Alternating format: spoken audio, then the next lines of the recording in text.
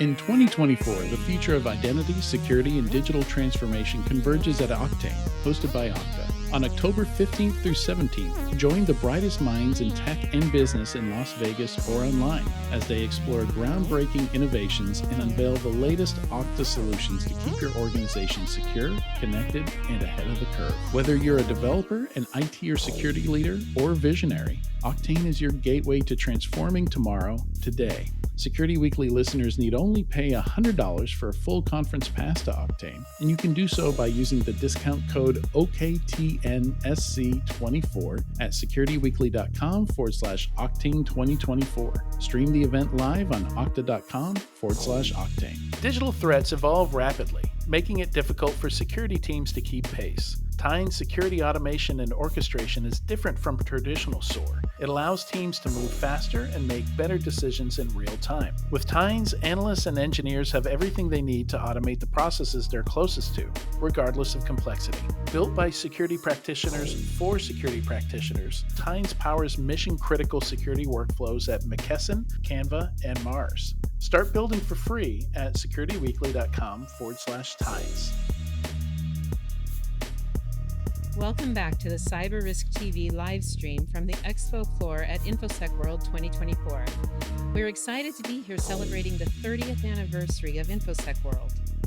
I'm your host, Mandy Logan, and today I'm joined by Neko Papez, who is the Senior Product Marketing Manager at Minlo Security. And today we get to talk about securing the most widely used, yet most attacked enterprise app today, the browser. Hey, thank you so much for having me. Oh, this is Yeah. fantastic. As I was telling you, I actually am personally extremely fascinated by being able to secure browsers. And can you speak real quickly on why do you say that is the most widely used and most attacked app in the enterprise system? Yeah, I think that's a great question. You look at, just over the last decade even, I mean, browsers have become the single point of entry for everything we do in our business today, right? Accessing, everything across the internet, all of our internal applications, our external applications, everything we do starts within the browser. And so, it's become extremely important to understand, what type of technology we have in place. And is it not just do we have a layered approach to security in the browser, but do we have the right level of security in the browser to be able to protect against things that we see coming in day over day in terms of these more sophisticated threats? Oh my goodness, when you think about talking have the right level of security, Yeah. that seems almost incomprehensible to be able to determine instantaneously, especially because so many browser attacks are not visible. You don't even know that that is out there as a possibility. Yeah. So I'm curious, how does a secure browser differ from the other enterprise browsers that are out there? Yeah. You look at the last couple years with the rise of a lot of these different enterprise browsers or so-called replacement browsers coming into the mix today. A lot of these, users have come to realize that, browsers for the longest time, they've been free, they've been easy to use. People don't want to navigate away from the browsers they love, right? We all use Chrome, we all use Edge. And so we don't want to introduce yet another browser that from an IT perspective, it becomes very difficult to manage. A lot of times it becomes overly complex. And on top of that, it introduces another layer of risk that we have to, ensure we're protected against, right? And from a user perspective, if they're not happy with the browser, they're going to find workarounds. They're going to find ways they're not going to wait for a ticket to be resolved and then, go back to work. They don't have time to do that. So they're going to just find ways to get around that or go outside the browser entirely, go back to one of the browsers they're familiar with, and probably never go back to that enterprise browser again. So, secure enterprise browsers, what they do is they do just that. They are protecting the existing browsers that we all come to love and use today, right? Rather than trying to force users through this new browser, we're securing the existing browsers of today, essentially making it a local managed endpoint with this digital twin up in the cloud. And by doing that, we can open everything first in the secure cloud browser and eliminate any potential risk of threats actually coming down to the endpoint. So it's a really cool concept in terms of, how do we secure all of our hybrid workforce and ensure that they're not getting these threats, coming down to the endpoint. And by doing that, we can control everything from this single enforcement point. So Oh, so if I'm understanding you correctly, then whatever site is being accessed by a user actually goes into a secure cloud environment, and then it goes down to the individual? yeah, yeah. So, and that's one of the best ways we can protect against things like, you see every week today, in 2024 and beyond, we're seeing more ransomware, more phishing, right? Coming down, impacting users. And so what we're doing is we're basically fetching and executing all that content away from the endpoint. And it's basically everything is mirrored and first opened inside of that secure cloud browser. And then from that point, everything, only the clean, sanitized versions are actually passed down to the endpoint. And that's what really allows us to separate that and be able to block these evasive threats that we're seeing today. That sounds fantastic. Yeah, yeah, It really is. yeah. I'm curious then, is there any latency that comes up because of that process? No. So the best part about that is because the way the solution is deployed, equally as important is from the security, the controls perspective from an IT side, the end user experience is probably just as important, if not more important to the end user, right? I mentioned earlier, if there's going to be latency introduced or hiccups along the way, users aren't going to spend time trying to figure out how to fix this or how to move on beyond this. They're going to figure out an alternative solution to use. So with Menlo's secure enterprise browser solution, everything is passed through this cloud browser, and we introduce zero latency. A lot of people will use uh bolt-on isolation technologies, things like that, but the biggest difference is we're doing everything in the cloud, so we have really zero impact to the end user, and we're able to scale this seamlessly across the entire enterprise. It's not just an exception anymore. It needs to be the rule to be able to secure your entire hybrid workforce. I can get on board with that idea. Yeah, I cool. concur. I Yes. concur. Yeah, I like it. Um, so will you speak more then on, and with having that cloud browser going through everything, the traffic that is going Sure. to the user, can you speak more on how that impacts 0 hour phishing attacks? Yeah, absolutely. So I think if you look at how browser security is addressed today, a lot of people are still trying to add layers of browser security from that network and that endpoint level, right? But it's not really providing true browser security. There's still limitations in the sense of not having full visibility inside the browser because we do things differently, because we execute all this information inside of the cloud. We have complete visibility. So every click, every web page that's opened, every time a JavaScript is running, we have access to all this different information, and and by doing that, we can start to apply like AI, machine learning engines that allow us to be able to identify and look for user behavior, or identify potential threats that are looking to target users through the browser. I mean, attackers know what's going on today. They realize a lot of the people were still reliant on these network level, endpoint level detection capabilities. And so what attackers are doing today is they're leveraging what we call heat attacks, highly evasive and adaptive threats. But these attacks are specifically designed to employ, a variety of different techniques that are going to essentially designed to bypass these different layers of security controls. Right. And so they're leveraging those to bypass these cloud network services that we don't really have the ability to effectively protect against. So the secure cloud browser can bring all this together. It provides full visibility, so then we can apply the right level of detection in the cloud for the users. So Well, that makes me think a lot about being able to nearly instantaneously handle even browser and browser attacks. yeah. Is Can you speak on that at all? Yeah, yeah. So, one of the cool things we've really tried to incorporate into a lot of our technology is things like AI, right? AI is consistently being used more and more by enterprises worldwide. A lot of the reason because it's we're able to be more productive. We're sitting on our browsers, more than 75% of the day, but leveraging AI in our own daily tasks allows us to be more productive. It allows IT teams to, improve their operational efficiency, but a lot really haven't embraced it from a cybersecurity perspective. Well, at Menlo, we've really tried to integrate, the concept of AI and machine learning into a lot of our technology and our capabilities. And so by doing that, we can when we're running these pages in the cloud browser, and because we have the full capability of getting visibility to these pages, we can run these different elements, these AI elements against those and look at, the individual URL, things like, what the web page is actually asking the user to do. Are there certain input fields? We can cross-reference different brands along those web pages to look for any type of brand impersonation. But because we're able to run these AI capabilities inside of those pages, we can look at all these things at once and make a real-time determination of what the actual page is asking the user to do, Mm, how the user is engaging with the page, and it's very effective in preventing things like zero-hour phishing or evasive ransomware, right. and web exploits. So So, do you have any anecdotes about how that has reduced stress on security teams? 100%. And I encourage you, I'll point you to our website, menlosecurity.com. We have a number of different case studies where it talks about just that, right? I mean, again, back to our first question, the biggest thing is from an IT perspective, it's about how do we improve our operational efficiency, reduce or shrink this existing risk gap from the browser.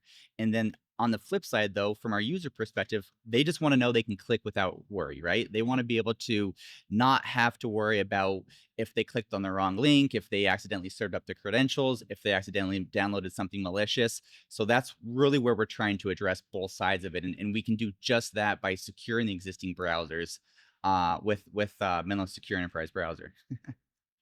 So And real quickly, I do want to mention there are certain things that, like the free demos yeah, and other information yeah, available. Again, yeah, mineralsecurity.com, yeah, not just for preventing those attacks, but also if something does happen in the event of needing to reconstruct an incident. yeah, Uh, I know many times it's that an incident response team is kind of having to go off of what an individual employee remembers about what yeah, instigated or what part they saw sure, or may have known. yeah, And that could be days or months yeah, after the actual event. yeah. So with being able to have the forensics and data available through Minlo's security solution, what have you seen or do you know that helps the incident response teams being able to identify fully and something that did happen?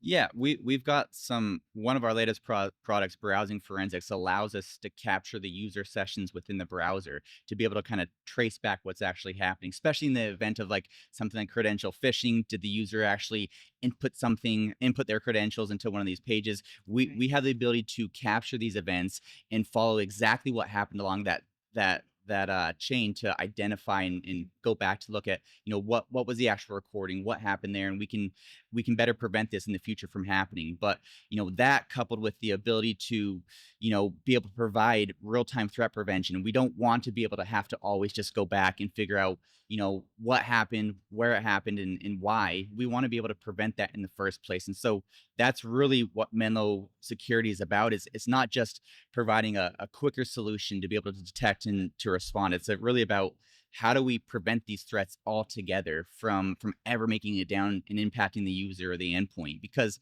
once it's already on the endpoint, it's already there. Right. Something the user's already lost their credentials. The attackers may have already gained access to our data, and it's just a matter of time before something else happens or they use that for nefarious activities, right? So um, it's really about being able to provide threat prevention inside the browser away from the endpoint. And we do have capabilities that allow us to, make sure our single enforcement policies are all of our unified decisions are, ran against provided benchmarks across the industry, making sure our users have the latest updated versions of what they need or the latest controls in place at all times across their hybrid workforce. And then browsing forensics helps us basically just, if in the event we do need to go back and look at those, we have full browser session recordings that we can track the entire event of what happened with the user. So Well, and as someone who really enjoys analytics and data and yeah, having the satisfaction of, oh, here it is. We can pinpoint this exactly. And now we can make it an effective Yeah.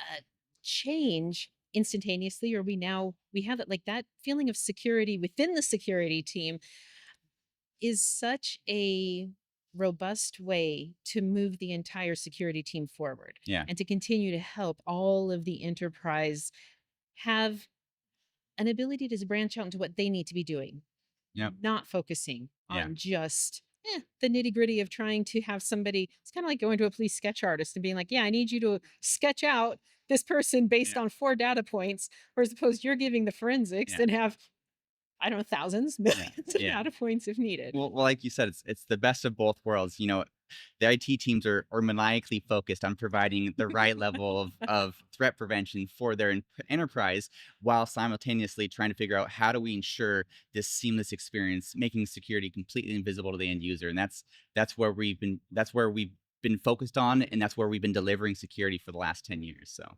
Oh my goodness, Nico, thank you so much for this. yeah. And for all of our listeners joining our live stream, please make sure to check out securityweekly.com/Menlo Security. Again, live from InfoSec World 2024. I am Mandy Logan, and we will see you again soon. Thank you.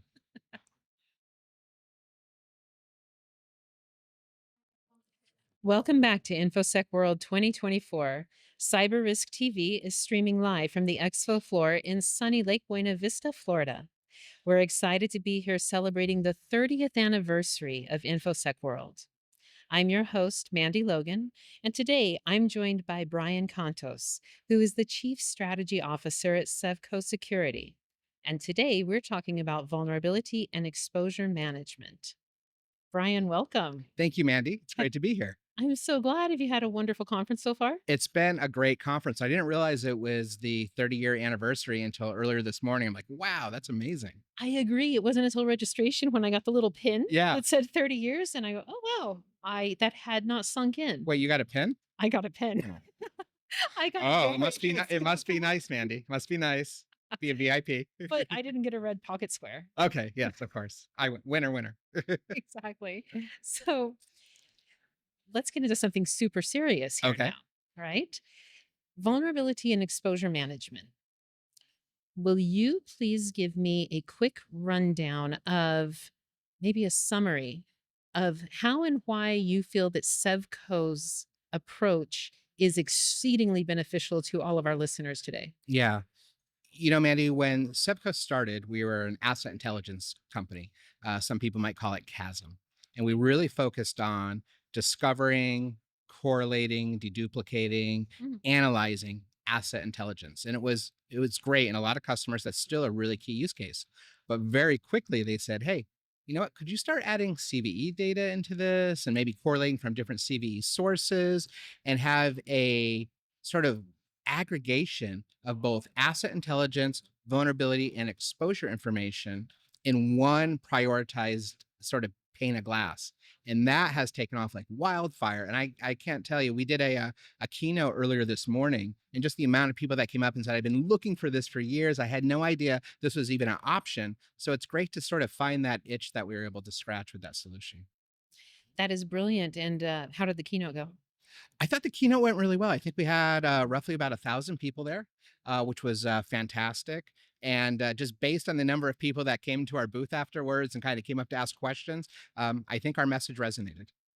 Beautiful. So, where do you see from perhaps your customers or just from being in the industry so long, Yeah. where are organizations collecting their vulnerability information today? You know what's funny? If you would have asked me this question even just a few years ago, not like 20 years ago, but 3 or 4 years ago, so they get it from vulnerability scanners. And there's a lot of great vulnerability scanners out there. There's Qualys, there's Rapid7, there's Tenable, and many others, and there's open source as well. And most people still think that. However, today, most organizations are getting CVE and vulnerability information from a minimum of 6 sources. It could be their EDR, like CrowdStrike. Patch management like Automox, could be Amazon, Jamf on the application side, and about 1,000 other sources in between that. And what we're finding is these solutions that are, they have agents on the endpoint, or other cloud integration capabilities, they give you really rich CVE information. Sometimes I would say even better than what you get from an external vulnerability scanner. So now a lot of organizations are starting to wonder, well, do I need a vulnerability scanner at this point? Or can I just get it from all these other sources of CVEs and correlate it? Now, I would argue that you have digital printers and door locks, and if you're a critical infrastructure company, maybe SCADA devices. There's no EDR, there's no patch management running on those things. Also, what if you have some devices that are missing endpoint controls? In that case, I think the vulnerability scanners really help address those edge cases and fill in those gaps. But in general, you're getting a lot of great CVE information from non-scanner sources these days. Oh, interesting. Do you feel like that has impacted then the ability of an organization to really, instead of going by perhaps an accepted, more generalized severity score of the vulnerability, how does the organization then get one that actually is applicable to them? Yeah. And that's the whole notion of prioritization is a really, really hot topic right now. For example, in the CVE world, there's what's called CVSS scores. 10's really bad, one's not bad at all. But if I have a 10 and I have a 5, prudence dictates that I probably address the 10 first. However, that's not necessarily the case Right. because the 5 might have, and again, let's pull from the asset intelligence side that's correlated with that. Oh, it's got an EDR and it's up to date and it's communicated with the management console within the last few weeks and it's in prevention mode, not just detection mode. And it's also got patch management and all these other variables. So the 10's actually looking pretty strong, even though it's got this vulnerability.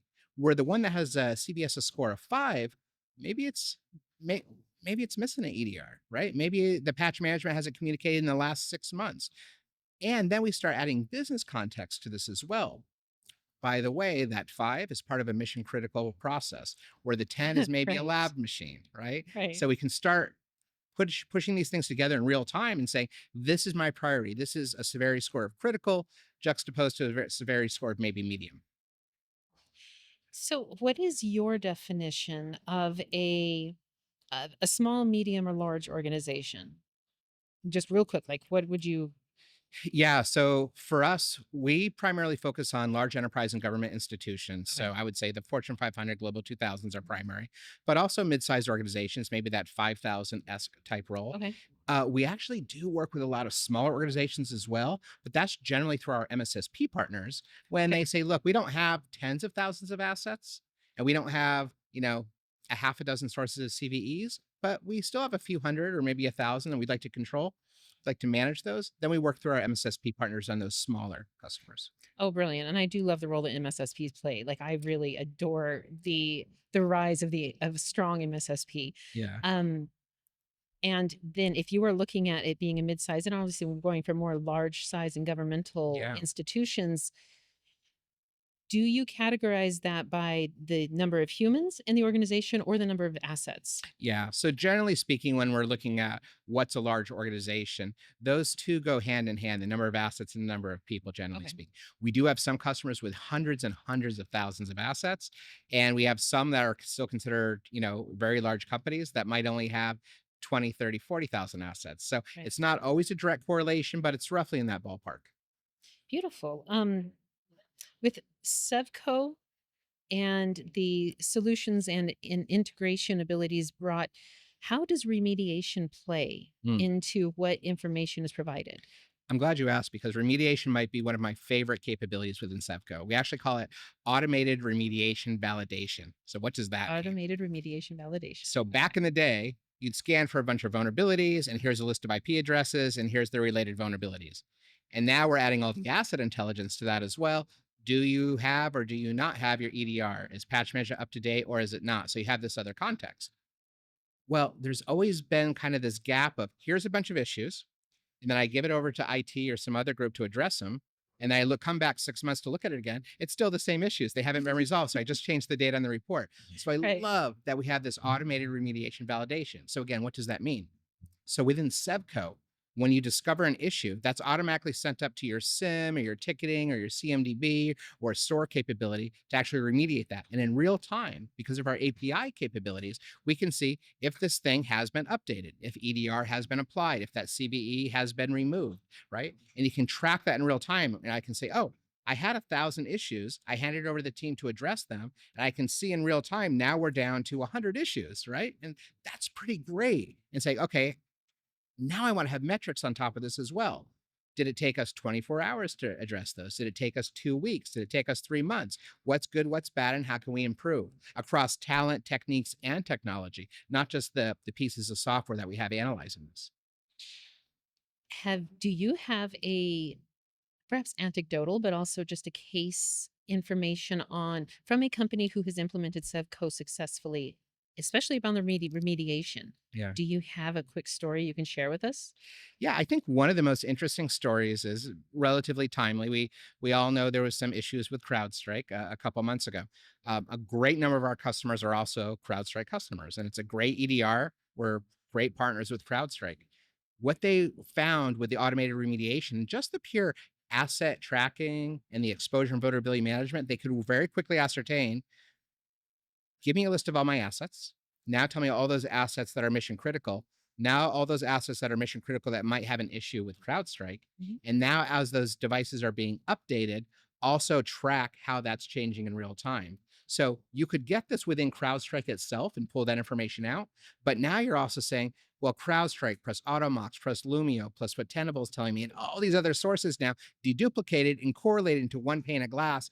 It just made the process that much cleaner and that much easier for the engineers to get through and track it. And then most of all, they're able to tell their bosses, the executive team or maybe the board, this is the state of the state. We have evidence-based data about where we are, where the problem was, and how long it took us to solve it.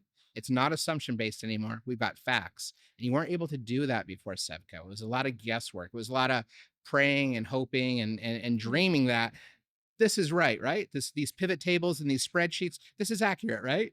And the truth is they're never accurate. By the time you get to the end of the sheet, everything above it's broken. So it's really nice to have that capability.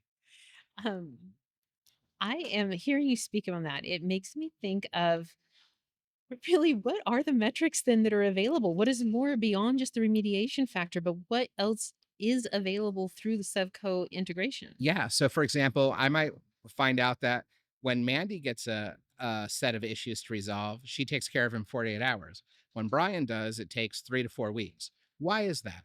Is Brian drinking a lot? Is he just not paying attention? Does he have the wrong tools, the wrong training? What's happening? And what can we do to improve that? What can we do to get everybody, operating as efficiently and effectively as possible? I can also say, look, we have 3,000 issues, but out of those 3,000 issues, here's 30 that I need to take a look at right now. And I can track those. Okay, those have been added to a ticket.